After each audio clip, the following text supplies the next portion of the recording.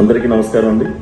ఈ రోజున ఏదైతే కేంద్ర బడ్జెట్ మన ముందుకు వచ్చిందో నిజంగా చూస్తూ ఉంటే మా అధ్యక్షుడు పవన్ కళ్యాణ్ గారు, అలాగే ఒక 40 సంవత్సరాల అనుభవం ఉన్నటువంటి చంద్రబాబు నాయుడు గారు జోడీ కట్టడంలో ఎంత సక్సెస్ అయ్యారనేది ఈరోజు మనం చూస్తా ఉన్నాం.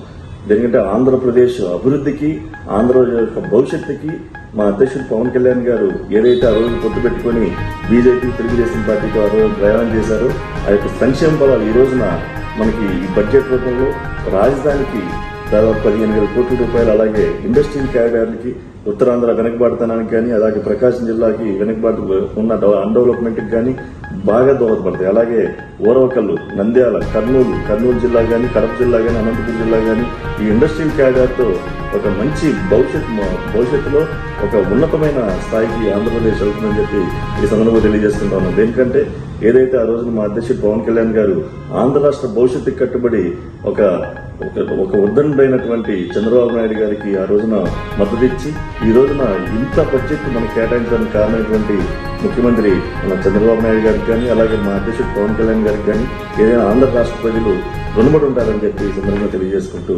సెలవు తీసుకుంటాం. Thank you.